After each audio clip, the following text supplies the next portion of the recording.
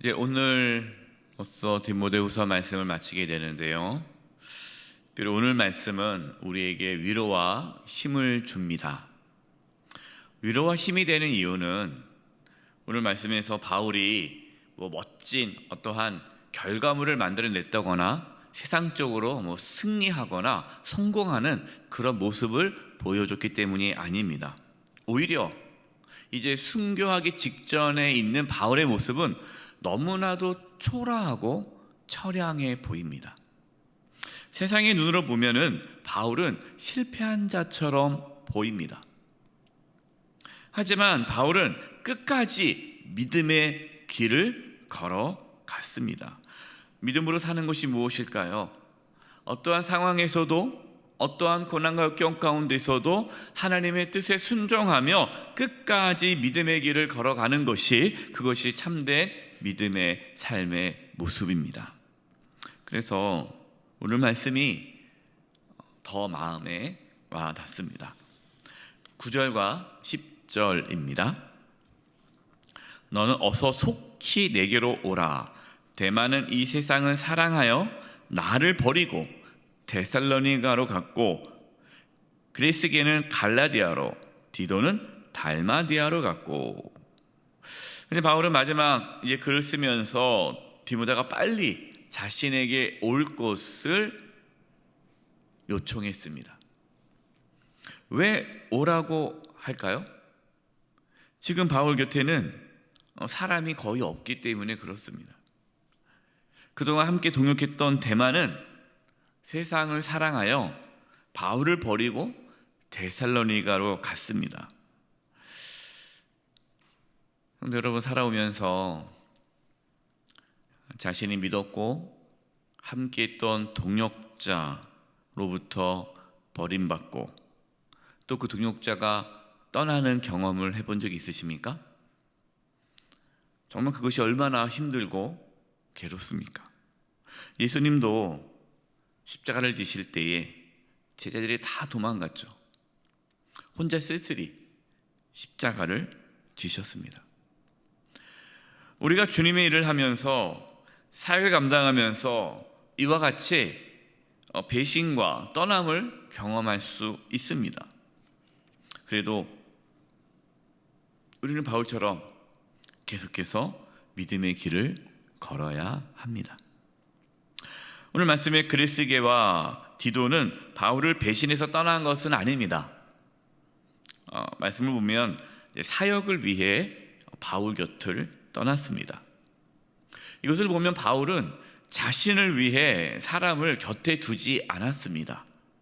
하나님의 나라를 위해 떠나 보내기도 했습니다. 그렇다고 해서 바울 곁에 동역자가 필요 없다, 혼자 그냥 간다라는 게 아니죠. 또 바울에게는 동역자가 필요했습니다. 11절입니다. 누가만 나와 함께 있느니라. 내가 올 때에 마가를 데리고 오라. 그가 나의 일에 유익하니라. 지금 바울 곁에 누가 있습니까? 누가가 있습니다. 누가는 어떤 사람입니까? 누가복음을 기록했고 사도행전을 기록한 자죠. 그러니까 누가는 늘 바울 곁에서 함께 동행했던 제자입니다. 누가는 바울에게 있어서 정말 큰 힘과 위로가 되는 동역자였습니다. 바울은 또 한 명의 동역자를 자신에게 오게 하라고 부탁을 하죠. 그가 누굽니까? 디모데에게 네가 올 때에 마가도 데리고 와라. 그가 나의 일에 유익하다라고 말하고 있습니다. 마가는 어떤 자입니까? 1차 전도 여행 때 중간에 도망간 자죠. 그래서 2차 전도 여행 때 바나바는 마가를 데려가자 그러고 바울을 절대 데리고 갈 수 없다고 하면서 아주 심히 바나바와 다툴 수밖에 없었던 그 중심 인물이었습니다. 어떻게 보면은 마가는 바울에게 있어서는 아주 걸림돌과 같은 자였죠. 그러나 하나님께서는 그 부족한 마가를 또 성숙한 지도자로 세워주셨습니다. 이제 바울에게 마가는 꼭 필요한 동역자가 되었습니다.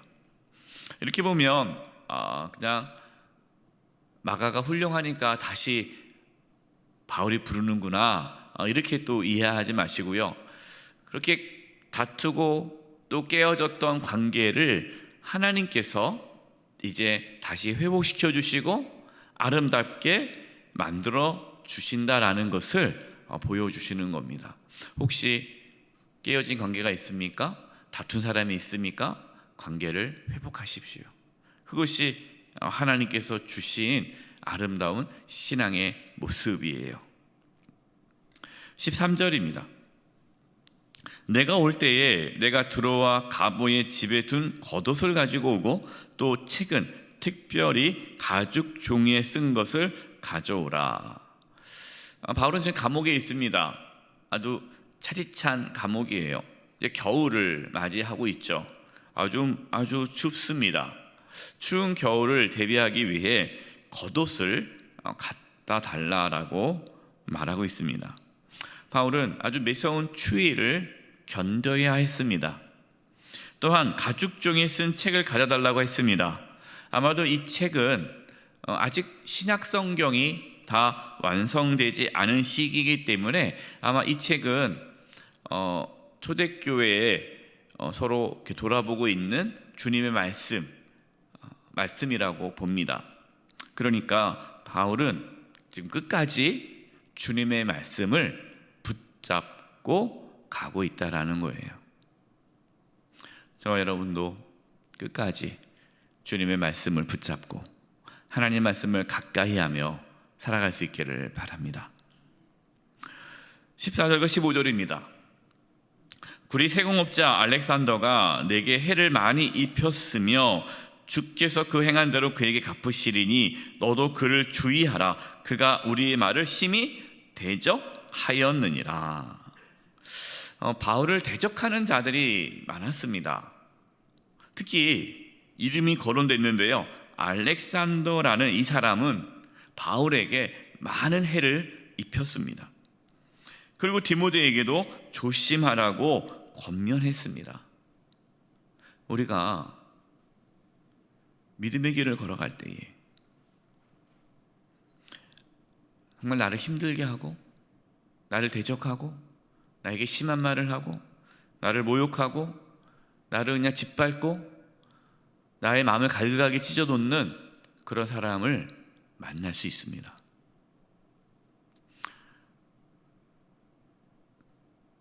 예수님도 보십시오. 예수님도 얼마나 많은 모함과 비방을 당했습니까? 16절입니다.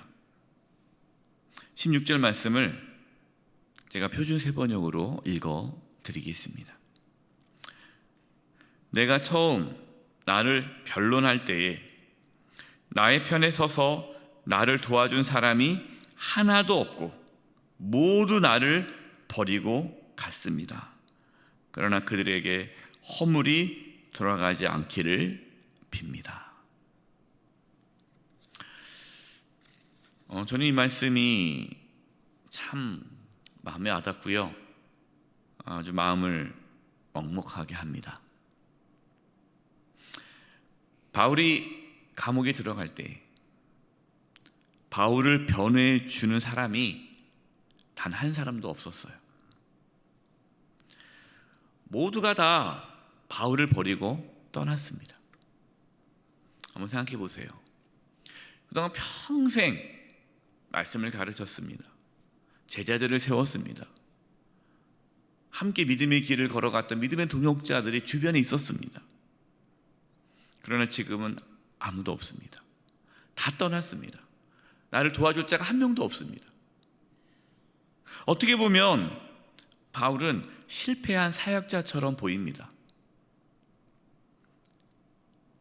그러나 바울은 그 누구도 원망하지 않습니다. 그들의 죄를 용서해 줄 것을 기도하고 있습니다.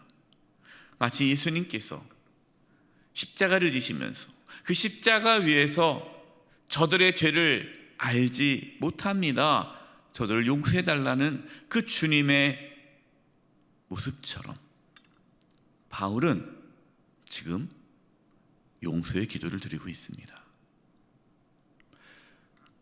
우리가 살아오면서 이렇게 바울처럼 때로 모든 것이 다 실패인 것 같고 아무것도 남은 게 없는 것 같고 오히려 나를 힘들게 하는 사람들이 주변에 있을 수 있습니다. 뭐가 잘못된 건가? 내가 예수님을 잘못 믿은 건가? 물론 우리가 잘못된 삶으로 그런 일을 겪을 수도 있습니다. 그러나 다 그렇지는 않습니다. 바울처럼 믿음의 길을 걸어도 모함과 또 비방과 또 버림을 당할 수 있습니다. 혼자 남을 수 있습니다. 그때 오늘 말씀을 기억하십시오. 예수님을 바라보십시오. 믿음의 길을 끝까지 걸어갔던 믿음의 선진들을 기억하십시오. 바울은 예수님처럼 끝까지 그 길을 걸어가고 있습니다. 이제 중요한 말씀이 나옵니다. 바울 곁에는 아무도 없었지만 바울 곁에는 누가 계셨습니까? 주님이 계셨습니다. 17절, 18절 말씀입니다. 주께서 내 곁에 서서 나에게 힘을 주심은 나로 말미암아 선포된 말씀이 온전히 전파되어 모든 이방인이 듣게 하려 하심이니 내가 사자의 입에서 건짐을 받았느니라. 주께서 나를 모든 악한 일에서 건져내시고 또 그의 천국에 들어가도록 구원하시리니 그에게 영광이 여세세 무궁토록 있을지어다. 아멘. 이 얼마나 멋진 믿음의 고백입니까? 바울이 끝까지 믿음의 길을 걷고 사명의 그 길을 걸어갈 수 있었던 것은 주님께서 바울 곁에 계셨기 때문입니다. 주님께서 힘을 주셨습니다. 주님께서 사자의 입에서 건져주셨습니다. 주님께서 모든 악한 일에서 건져주셨습니다. 그리고 마침내 천국에 들어갈 수 있도록 구원하실 것입니다. 이 믿음이 진짜 믿음이죠. 바울은 세상의 눈으로 봤을 때는 성공적인 목회자처럼 보이지 않습니다. 바울이 목회했더니 엄청난 큰 교회 담임 목사가 되었다. 그래서 가는 곳곳마다 막 해가지고 부흥이 일어나서 바울이 초대교회의 가장 위대한 지도자가 되었고 끝까지 영광을 누리며 주님의 품에 안겼다. 이게 아니에요. 주변 사람들은 다 떠났습니다. 바울이 그렇게 수고하고 애써 모든 것들이 그냥 헛수고처럼 되어 보입니다. 그러나 바울은 주님이 함께함을 경험했습니다. 그래서 바울은 승리한 사역자입니다. 중요한 것은 세상의 평가가 아닙니다. 중요한 것은 주님의 평가입니다. 주님이 우리를 어떻게 보느냐, 그것이 중요하죠. 그래서 마지막 바울이 이렇게 22절에 고백합니다. 나는 주께서 내 심령에 함께 계시기를 바라노니 은혜가 너희와 함께 있을지어다. 이제 죽음을 앞둔 바울이 사랑하는 디모데에게 마지막으로 전한 말씀입니다. 주께서 내 심령에 함께 계시기를 바라노니 은혜가 너희와 함께 있을지어다. 주님께서 끝까지 우리와 함께 하실 것입니다.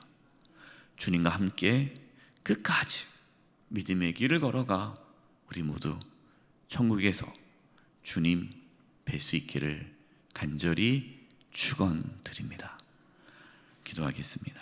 이 시간 기도할 것은 하나님, 우리가 인생길을 살아갈 때에 때로는 억울하고 속상하고 또 힘들고 또 떠나는 그러한 실패를 당했다라는 느낌이 들 때가 있지만 하나님, 그래도 믿음의 길을 걷게 해주시고 주님이 나와 함께 하심을 잊지 않게 해주시고 주님께서 우리에게 힘을 주셔서 끝까지 믿음의 길을 걸어갈 수 있게 해 주시옵소서. 주님께 이 시간 간절히 기도하며 나가겠습니다. 하나님 아버지, 이 시간 기도합니다. 저희들 연약합니다. 부족합니다. 주님 도와주시지 않으면 넘어집니다. 쓰러집니다. 하나님, 끝까지 믿음의 길을 걸어갈 수 있도록 주님 도와주시옵소서. 주님 바라보기를 원합니다. 주님 의지하기를 원합니다. 주님이 함께 하심을 경험하기를 원합니다. 하나님 아버지, 우리 사랑하는 성도님들 단 한 영혼도 실족하지 아니하게 도와주시고 끝까지 믿음의 길을 걸어갈 수 있도록 지켜보하여 주시옵소서.